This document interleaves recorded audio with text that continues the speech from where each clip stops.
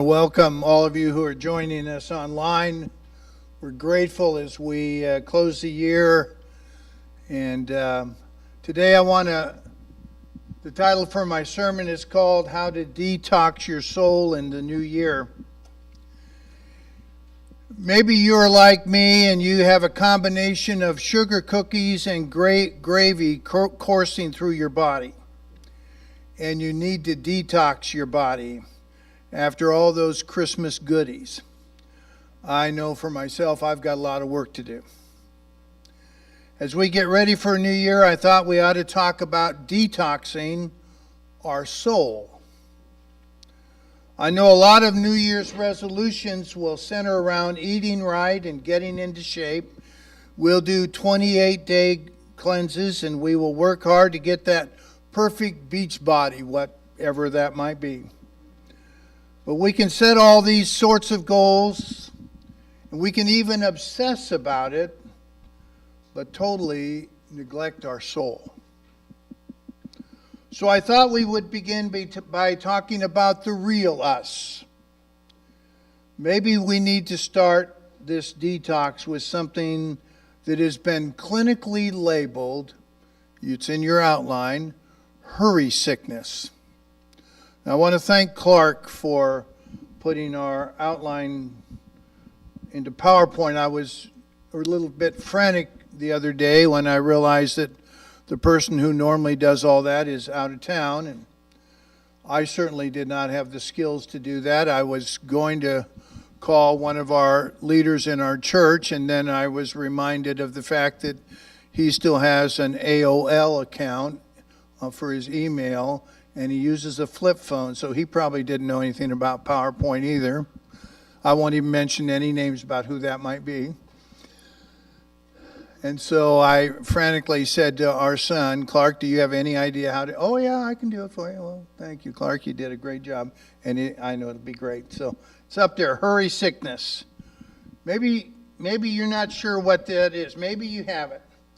So I want to take you into a doctor's office and throw out a few symptoms and ask a few questions so you can determine whether or not you have hurry sickness. Are you in a constant state of worry and stress? Do you live like everything is urgent? Are you always available? You always have to answer the phone. You always have to take that call, even on vacation. You cannot live without your phone. You can't live without your smartwatch. You can't live without anything. You hate wasting time. You find it hard to relax. Do you hate waiting in line at the grocery store or the drive-thru? Do you find yourself picking out which line do I go through in McDonald's that's going to be the one that's going to go quickest? And I'm just going to give you a hint right now. If you see me in Dillon's in line at the grocery store, go to another line because I'm in the slow one. It will always happen that way, every time. Do you find yourself pulling up to a restaurant? Some of you will be there in about 40 minutes. Pulling up to a restaurant, and you just saw a minivan pull up with 8 kids in the back of the minivan, and you stop in front of the restaurant and you instruct your wife to run in and get your name on the list before that family of 8. I know, I'm not the only one that does that. Does your family eat most meals in the car or the truck?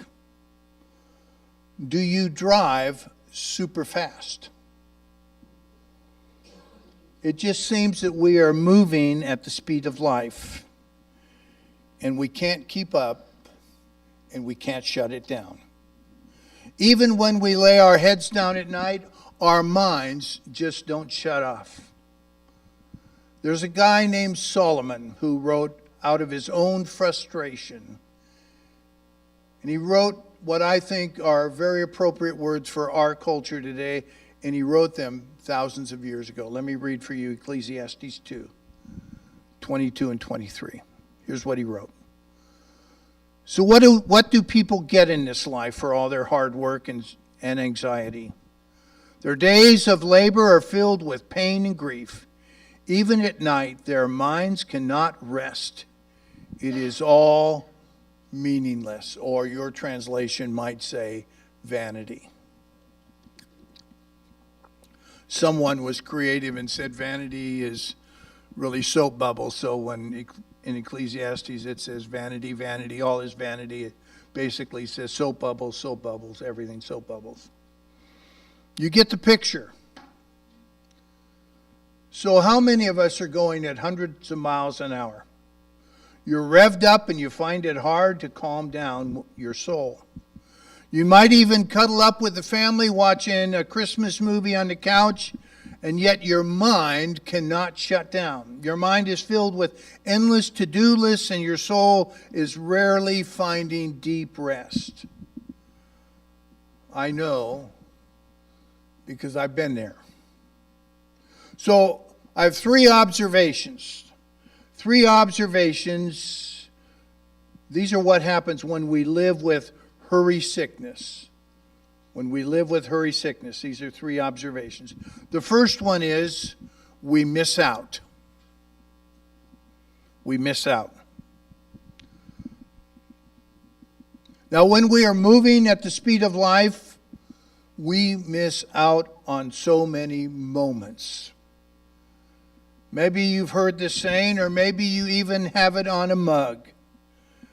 Yesterday is history. Today is mystery, or tomorrow is mystery. Today is a gift. That's why they call it the present. Let me say that again. Yesterday is history. Tomorrow is a mystery. Today is a gift. That's why they call it the present. Let me ask you, did you get a chance to watch little kids open their presents on Christmas Day just a few days ago? They have one eye on the gift that they're opening. They have another eye on the gift that they're going to open next. And I don't know where that third eye is, but they've always got their eye looking around to see what everybody else is doing. I think we carry that into adulthood. We got one eye on the past and one eye on the future, and we are constantly comparing ourselves with everyone else when we look at the present. And we miss the present. We miss the moment. We miss the gift that is right in front of us. We need to slow down. I love this obscure little verse. I don't honestly think in 50 years I've ever preached on just one verse. But let me just read it. You all know it. You've all heard it. You maybe have heard it in the last month. But in Luke 2:19, here's what it says. But Mary treasured up all these things and pondered them in her heart. Mary treasured up these things and pondered them in her heart. I think it's cool that she said, I'm not going to miss this moment. I'm not going to stress out about the circumstances that are around me. I'm not thinking about what the next move has to be. She just treasured the moment. She just soaked it in. That's honestly so good for our soul. When I do that, I always come back asking myself, why don't I do that more often? And the reason is because I'm always moving too fast. John Mark Comer says, get this little quick line.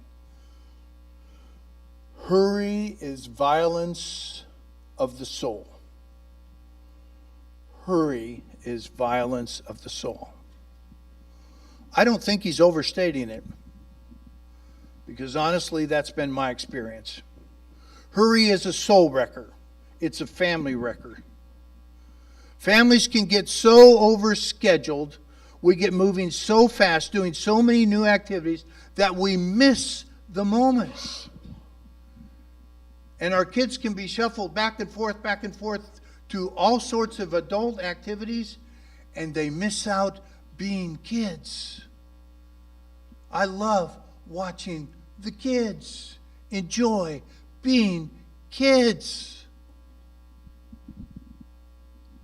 We get our kids playing in organized sports, and they feel like they want to have fun, but there's also that structure that they have to live with that parents put upon them. You know who the structure appeals to. It appeals to us parents. We say to our kids, you need to focus, you need to knuckle down. I even found myself saying this to one of my grandchildren recently. You need to pay attention to the details.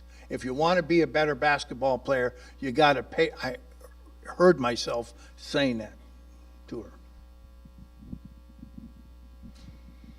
Because we think to ourselves, you know, if you want to go on a basketball scholarship or a football scholarship, you know, you got to do those things. You got to pay that price. You know, they get paid big bucks these days in college football. You can now pay college students to play sports. You may not be aware of it. Recently, a player told the team that he was a part of that he was going to transfer to another school because they were not willing to pay him $55,000 a month to play college football. True story. Quarterback for Georgia. They've been talking about it all year, so it's not hidden secret. The quarterback, 21 years old, drives a $300,000 Lamborghini to school, owns his own house. It's not fun anymore. It's a business. And when we start making sports and games for our kids about business, we run the risk of missing the moment. Ecclesiastes 4:4, Solomon writes, "Then I observe that most people are motivated by success because they envy their neighbors. But this too is meaningless." There's that word meaningless again. Like chasing the wind. Do you ever try to chase the wind in Garden City? No, you've chased all sorts of papers that flew out of your car because of the wind. If a kid gets overstructured and free time comes around, they don't know what to do with it. It happens to adults too when we retire. I've got a great friend, Don Patrick. He's my neighbor. He's retiring. He's preaching his last sermon over here at First Baptist Church this morning. 82 years old. He's finally retired. He's our wonderful neighbor. Preached here many times before I came. We don't know what to do when we retire. We don't know what to do with free time. I know so many people that retire only to take up another job because they don't know what to do with the free time. We keep passing on our hurry sickness. It's been my experience that moving at the speed of life, we will miss out. Secondly, we will pass by. We pass by. We get moving so fast we cannot see the opportunity for good that's right in front of us. If we do see them, it's way off in our peripheral vision, along with a million other things. We get moving so fast that our time becomes more important. I should have put this in bold red print. I always do that in my outline.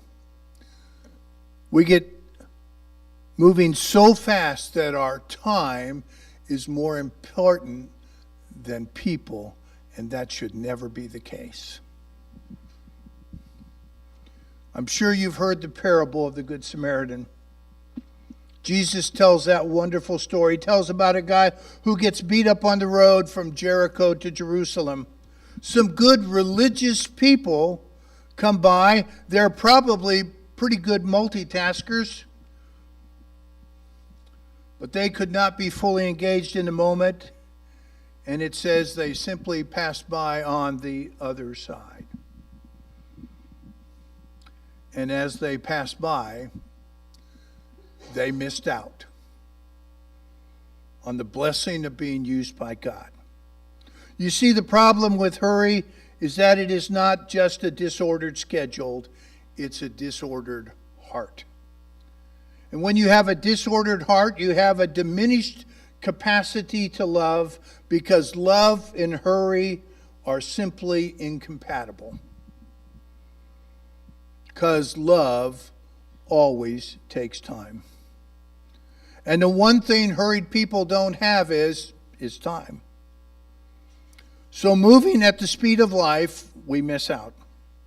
And then we pass by and eventually we crash into.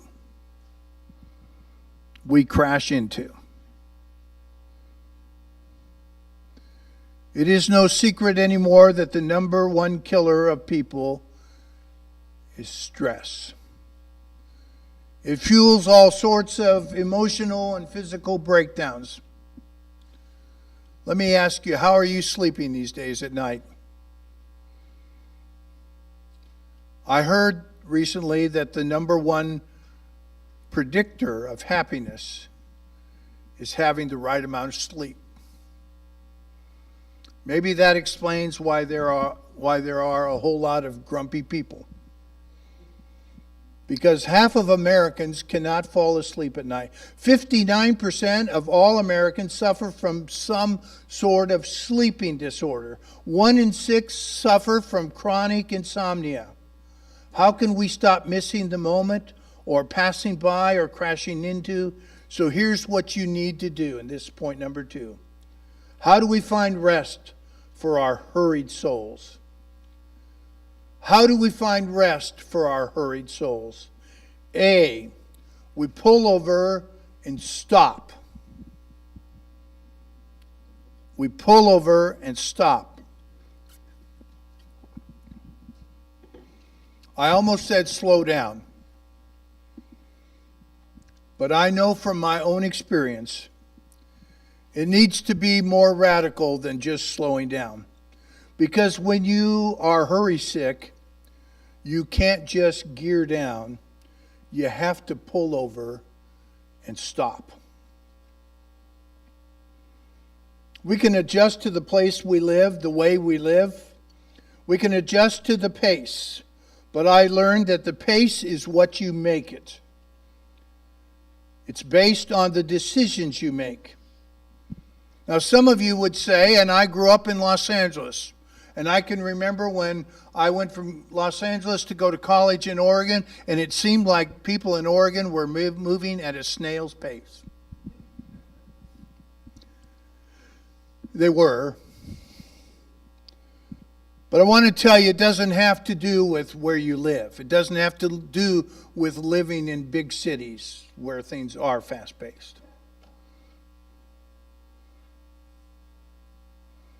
The fastest my life ever went was not in Los Angeles or Portland or Brisbane or Jacksonville, Florida, all 4 major cities we've lived in our life. It was right here in Garden City.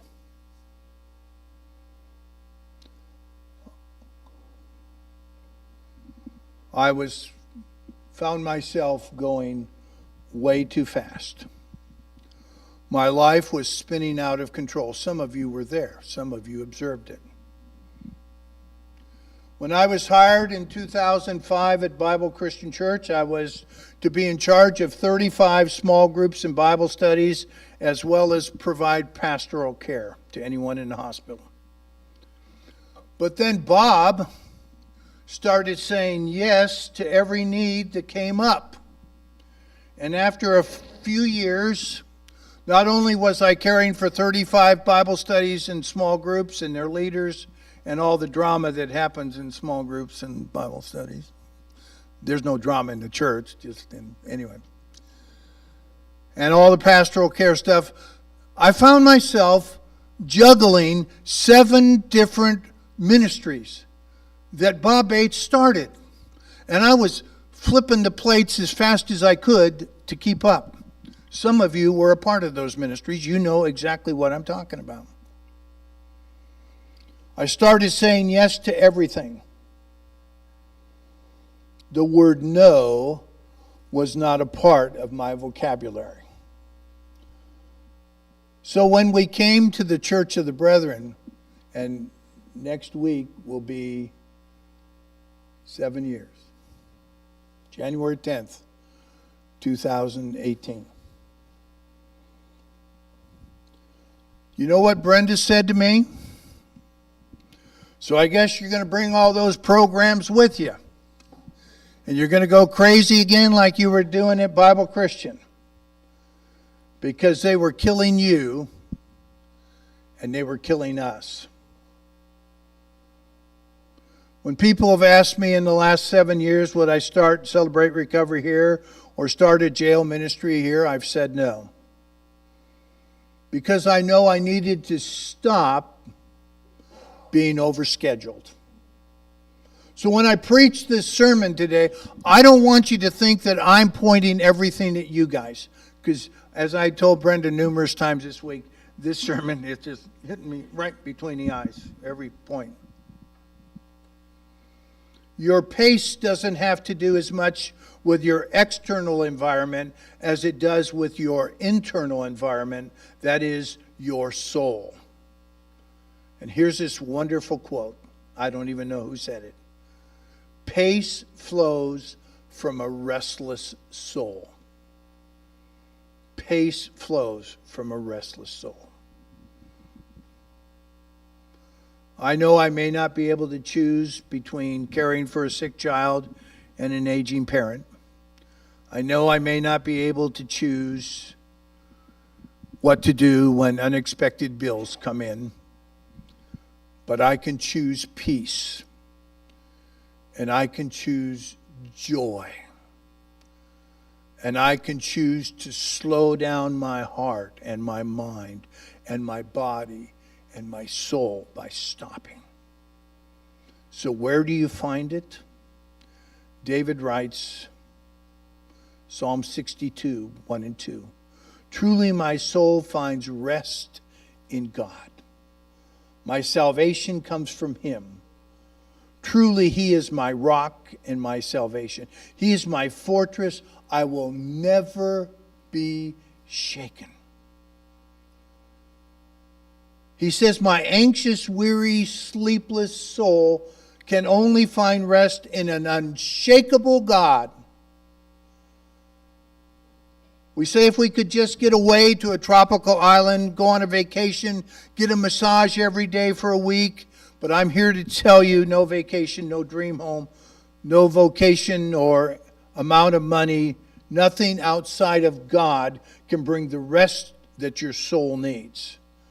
My soul finds rest in him alone. St. Augustine, one of the great men of the church hundreds of years ago, wrote, you have made us for yourself, O Lord, and our hearts are restless until they find rest in you. Let me say that again. You have made us for yourself, O Lord, and our hearts are restless until they find rest in you. That's by St. Augustine of Hippo. God is our creator. He knows us inside and out. He knows the real you and he knows the real me. In this culture, we can be addicted to a hurry pace. We can literally become addicted to our phones and what's happening on Facebook or Twitter, which now is known as X. Some people spend, it's just amazing. I even this morning, every Sunday morning on my phone, I get an alert from my phone that says, this is how much time, FaceTime, you spent this week every day on your phone. I think it said 2 hours and 38 minutes. Most young people, 6 hours a day of FaceTime. 6 hours, and I'm not picking on young people. We all spend too much time on our phone. But we say that's the speed of life these days. But the Apostle Paul wrote these words. To Jesus' followers who lived hundreds of years ago, and here's what he wrote about the hurry culture they lived in. He writes this to the church in Rome. You can't get more busy probably than Rome. And I want to read it in the Phillips translation. Romans 12, verse 2. Don't let the world around you squeeze you into its mold, but let God remold your minds from within, so that you may prove in practice that the plan of God for you is good, meets all his demands, and moves towards the goal of true maturity. Don't let the world squeeze you and mold you into itself. Don't let the pace of the world determine your pace. Let the Holy Spirit determine it. Let him who set the pace, let him set your pace. Because he wants to plant in you all sorts of spiritual stuff like love, joy, peace, patience, kindness, goodness, gentleness, faithfulness, and self-control. Let him set your pace. Let him set your schedule. You don't have to run so hard to prove yourself to God, because you are already a much loved child of God. But you have to get intentional about it, and I'm challenging all of us to be intentional in 2025. You have to pull over and shut the motor off and ruthlessly eliminate hurry. I suggest you take a mental health day. Take a sick day. Because truly, if you have hurry sickness, you are sick. I am sick. Be totally unavailable for one day. Turn off the cell phones. Don't check your emails for one day. Don't. Don't get on Facebook. You need to fast from social media, fast from the noise, fast from fast food. Oh, Lord. Oh, my gosh. Going radical now. I'll just be, as I always am, I'm just totally honest with you. I have to tell you, for those of you who are curious, McDonald's is going to open at 11 o'clock on January 1st. So you can't get breakfast here, but you can get your lunch. You can get your McRib later in the day. Anyway. Take off your watch. When I ran church camp, especially for young kids, the first thing I did is I gathered their watches up. I said, you'll get them at the end of the week. When you hear the bell, you come to where the bell is. Did not want them worrying about the schedule. Take off your watch. Watch less news. You'll be saner that way. Sleep. Take a nap. Pray. Read your Bible. Meditate. Listen. That's your New Year's Day assignment. Block out some time and arrange a whole day around being still. And hear the lover of your soul, Jesus Christ, as he says in Matthew 11:28-30. Come to me, all you who are weary and burdened, and I will give you rest.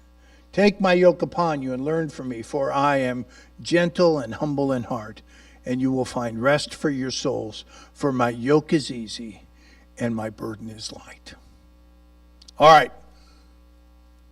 We've got to pull over and stop. Second, B, we need to pop the hood. You need to pop the hood.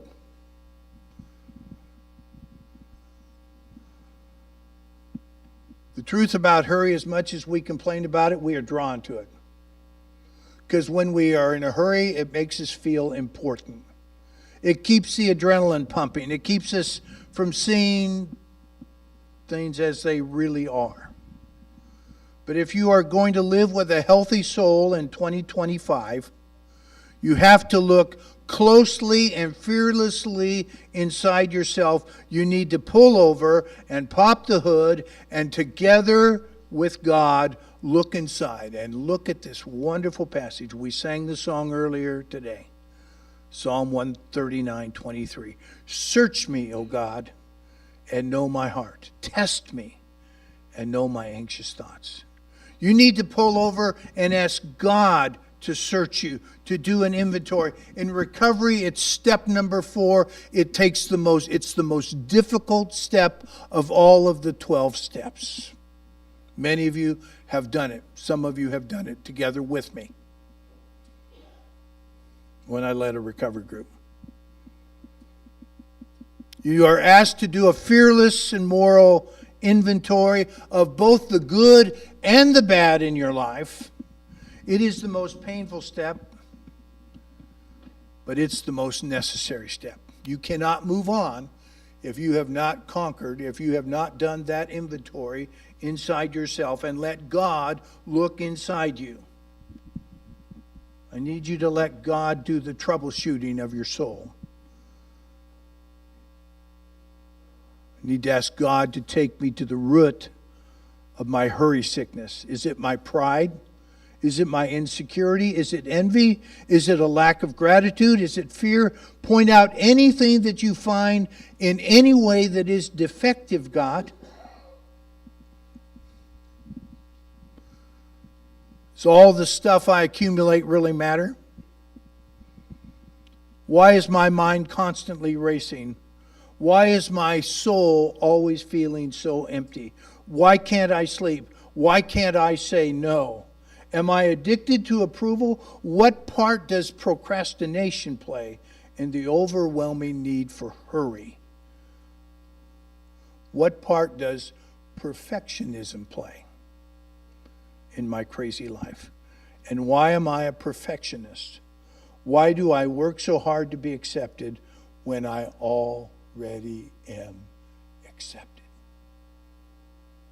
Jesus says, "Come to me." And I ask myself, Bob, how come you don't? You see, you must pull over, pop the hood, and say to God, "Search me, O God."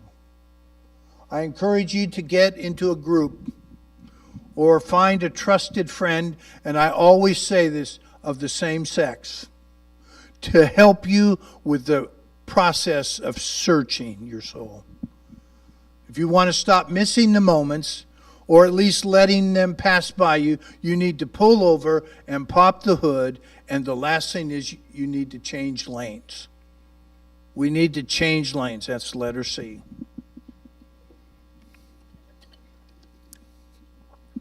Mike Breaux, longtime preacher in Kentucky, tells about a friend.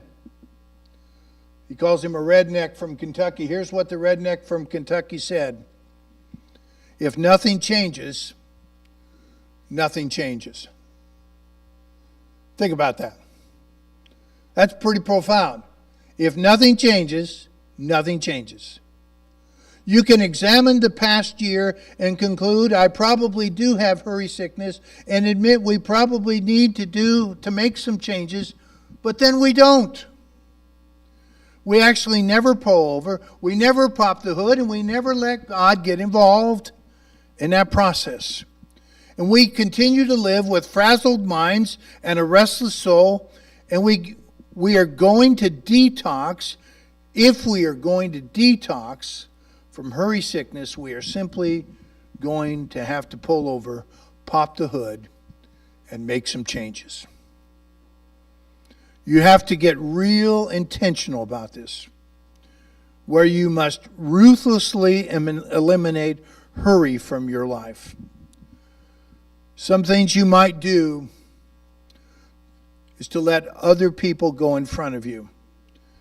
Instead of dropping the wife off with those instructions to be sure and get ahead of that family in the minivan, why don't you hold the door and let them go in first? I know this is going to get me in deep trouble. We might have an emergency board meeting after this next time. Why don't you set your cruise control for the speed limit and just go the speed limit? Roll the window down and just relax.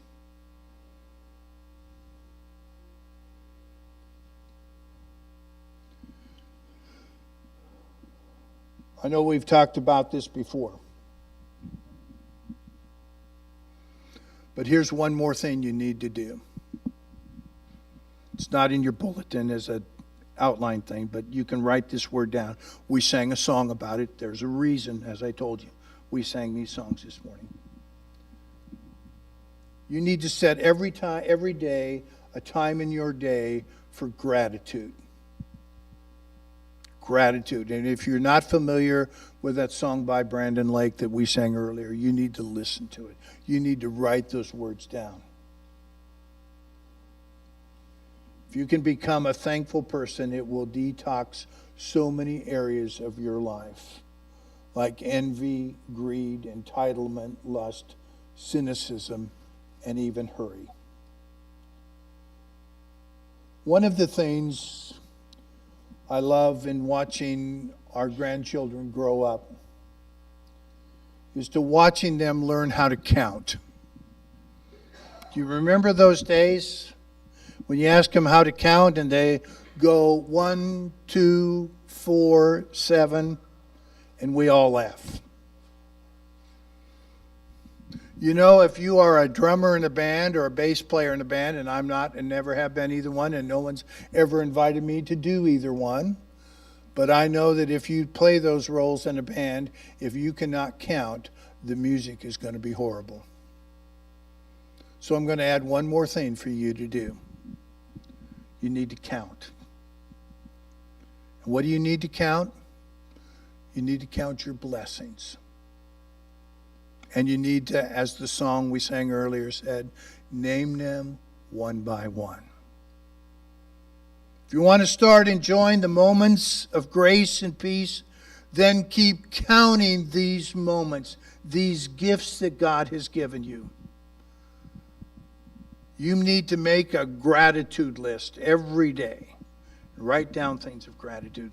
Psalms 116, 7-9 says, "Let my soul be at rest again, for the Lord has been good to me. He has saved me from death, my eyes from tears, my feet from stumbling, and so I walk in the Lord's presence as I live here on earth." God has been so good to us. We need to pull over, pop the hood, change lanes, and thank Him for every single day of our life. And then one more thing. Psalmist writes in Psalm 46, and I'm just going to read the first part of it. He says, listen to this, "Be still and know that I am God." Be still and know that I am God. He wants us to be still. He wants us to stop. Pop open the hood. Let Him do His inventory. We need to change the lanes and make those changes in our life and be still. So here's a straightforward message from Jesus, who wants you to be a productive person in 2025. He wants you to make a difference in people's lives, but He still wants you to find peace, to find a place to pull over, pop the hood, and change your lanes. And here's a personal invitation from Jesus to His followers. That's our conclusion. Here is Jesus' personal invitation for followers with hurry sickness. I'll say it again because I know you're filling in the blanks. Here is Jesus' personal invitation for followers with hurry sickness. And let me read for you the passage I read earlier. I'm going to conclude by reading that Matthew 11 passage, but I'm going to read it from the Message translation. Listen to these words. Are you tired, worn out, burned out on religion? Come to me. Get away with me, and you'll recover your life. I'll show you how to take a real rest. Walk with me and work with me. Watch how I do it. Learn the unforced rhythms of grace. That's a whole nother sermon right there. I won't lay anything heavy or ill-fitting on you. Keep company with me, and you'll learn to live freely and lightly. That's what Jesus wants for us. 2025. We're going to sing a wonderful song by Matt